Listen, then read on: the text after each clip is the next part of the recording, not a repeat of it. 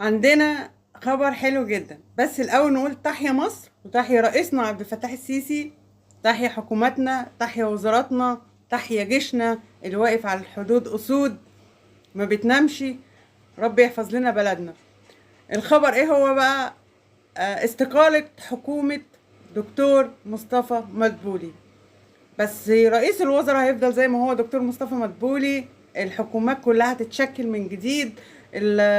رئيسنا عبد الفتاح السيسي النهارده كلف دكتور مصطفى مدبولي بتشكيل حكومة جديدة، حكومة ذو خبرة، حكومة أزمات زي ما بيقولوا. إن شاء الله بإذن الله، إن شاء الله بإذن الله.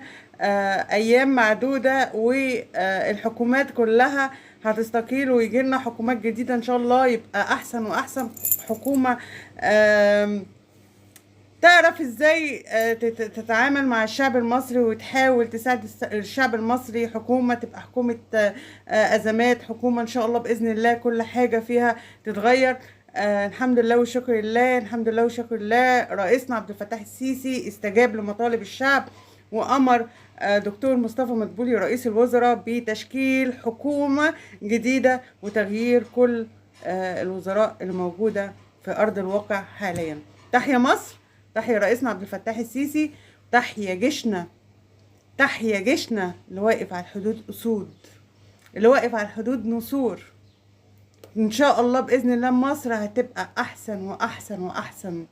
إن شاء الله إن شاء الله إن شاء الله بلدنا هتبقى أحسن بلد، تعدي على خير الأزمات اللي موجودة في العالم كله. وإن شاء الله بإذن الله مرحلة وتعدي، وإن شاء الله بإذن الله الأيام اللي جاية تبقى أحسن للشعب المصري، لأن الشعب المصري يستاهل أحسن من كده، ويستاهل كمان حكومة تعرف تدير الأزمات اللي موجودة في العالم كله، موجودة كمان في جمهورية مصر العربية. نعرف نتكيف مع العالم ونعدي أزماتنا طبعا بصبر الشعب المصري الأصيل. وإن شاء الله بإذن الله اللي جاي أحسن. تحيا مصر، تحيا مصر، تحيا مصر.